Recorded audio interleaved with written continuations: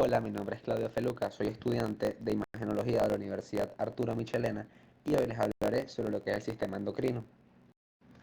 Muy bien, para empezar a hablar del sistema endocrino es necesario que antes hablemos del sistema nervioso. El sistema nervioso es un conjunto de células especializadas en la conducción de señales eléctricas y está formado por neuronas y células gliales.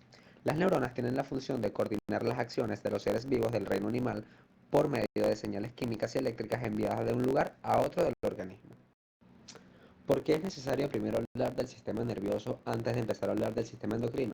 Porque el sistema endocrino está integrado por glándulas endocrinas y mixtas y se halla en estrecha relación con el sistema nervioso. Ambos sistemas controlan y coordinan todas las funciones del cuerpo para lograr que éste mantenga un estado de equilibrio general denominado homeostasis.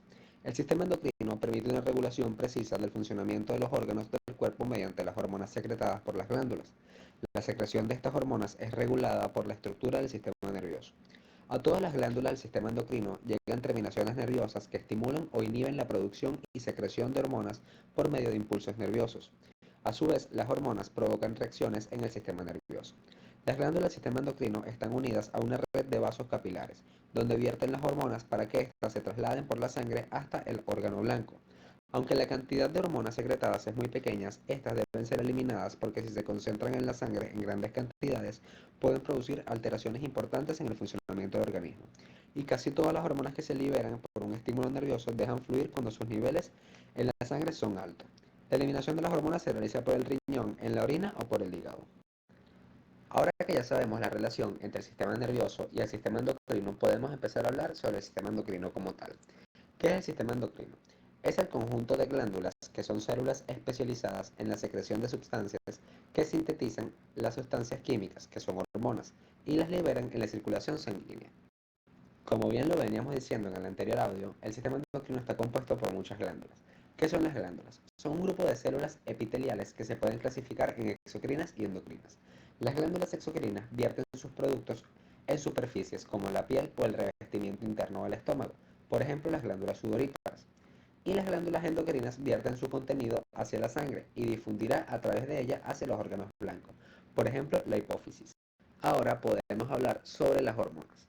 Las hormonas son moléculas orgánicas que se segregan en una zona del organismo, que mediante los vasos sanguíneos se difunden o transportan hacia otras partes del cuerpo, donde actúan en determinados órganos o tejidos blancos.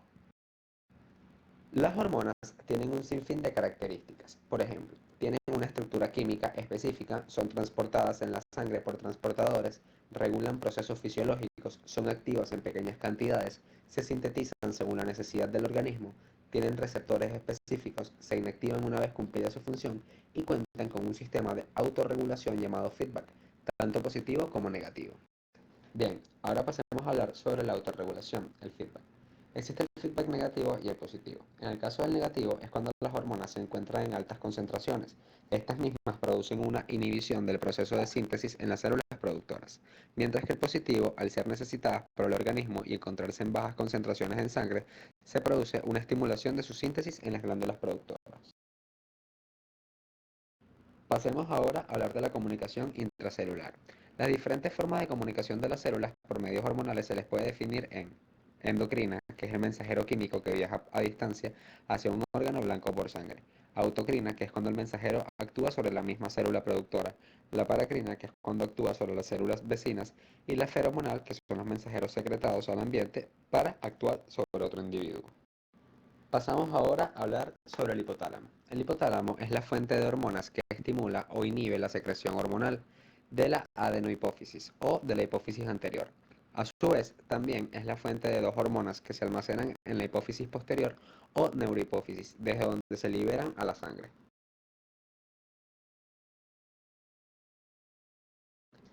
Como es de entenderse, el hipotálamo tiene sus propias hormonas, que son las hormonas oxitocina y antidiurética o vasopresina. Se sintetizan en el hipotálamo y se concentran en la neurohipófisis. La oxitocina estimula las contracciones uterinas en el parto y de las glándulas mamarias en la lactancia. Está relacionada con la respuesta al instinto materno, mientras que la antidiurética limita la pérdida de agua por los riñones, por lo tanto eleva la presión arterial. Seguimos hablando del hipotálamo, esta vez para ser más claros sobre la glándula hipófisis. La glándula hipófisis es considerada como la glándula principal reguladora de todo el organismo, ya que segrega hormonas que estimulan el funcionamiento de otras glándulas. Esta glándula, a su vez, se encuentra regulada por un centro nervioso, el hipotálamo, que inhibe o estimula a la hipófisis en su síntesis hormonal. Ahora podemos pasar a hablar sobre una hormona que libera la hipófisis, que es la hormona somatotropina. El término hormona somatotropina se refiere a la hormona de crecimiento 1, producida naturalmente por los animales, mientras que el término somatropina se refiere a la hormona del crecimiento producida por la tecnología ADN recombinante, y en humanos es abreviada HGH. Ahora podemos hablar de otra hormona también liberada por la hipófisis, como la prolactina. La prolactina es una hormona proteica secretada por células lactótropas de parte anterior de la hipófisis. La adenohipófisis que estimula la producción de leche en las glándulas mamarias y la síntesis de progesterona en el cuerpo lúteo.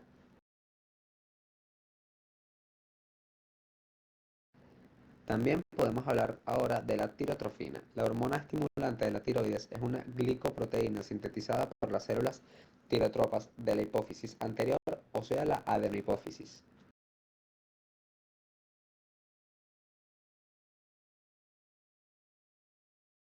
Ahora pasaremos a hablar un poco sobre las hormonas tiroideas. Las hormonas tiroideas afectan todas las células y órganos del cuerpo.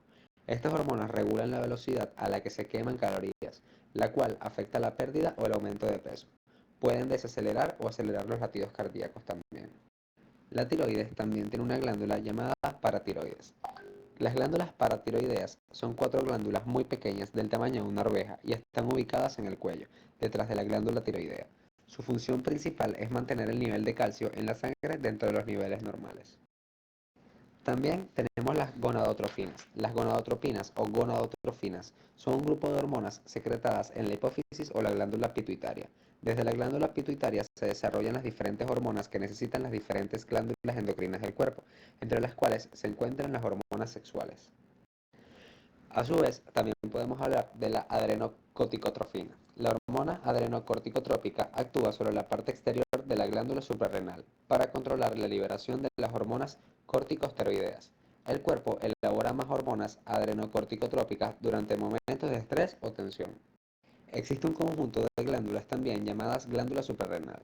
Las glándulas suprarrenales son pequeñas glándulas ubicadas en la parte superior de cada riñón. Estas producen hormonas imprescindibles para la vida, incluyendo hormonas sexuales y cortisol. El cortisol ayuda a responder al estrés y tiene muchas otras funciones importantes. Ahora podemos hablar también un poco sobre la hormona de la corteza suprarrenal. La corteza suprarrenal o corteza adrenal rodea la circunferencia de la glándula suprarrenal. Su función consiste en regular varios componentes del metabolismo y producción mineral corticoides y la glucocorticoides, que incluyen la aldosterona y el cortisol. Por su parte, la médula suprarrenal también produce unas hormonas. Estas hormonas son consideradas esteroides como cortisol, aldosterona y hormonas que pueden ser convertidas en testosterona. La parte interna de la glándula es llamada médula y esta produce epinefrina y norepinefrina. Estas hormonas también son llamadas adrenalina y noradrenalina. Ahora podemos hablar sobre un órgano que desarrolla un papel muy importante, que es el páncreas. La segunda función del páncreas es la función endocrina, la que envuelve la producción de hormonas o sustancias que se producen en una parte del organismo y que circulan en el torrente sanguíneo para influir en otra parte distinta del organismo. Las dos hormonas pancreáticas principales son la insulina y el glucagón. Seguimos ahora con la glándula pineal. La glándula pineal está ubicada en el centro del cerebro. Segrega melatonina, que es una hormona que puede influir en que tengas sueño por la noche y te despiertes por la mañana. Las glándulas reproductoras o gónadas son las principales fuentes de las hormonas sexuales. Y para terminar con nuestro seminario, pasaremos a hablar sobre las prostaglandinas. En los órganos endocrinos, las prostaglandinas aparecen como mediadores importantes entre los estímulos de tipo nervioso o humoral y la capacidad secretora de las células. La administración de dosis altas de prostaglandinas de tipo E y PGI2 inhibe la producción de ácido clorhídrico y pepsina en el estómago. Gracias, esta fue toda nuestra exposición, espero que haya sido de su agrado.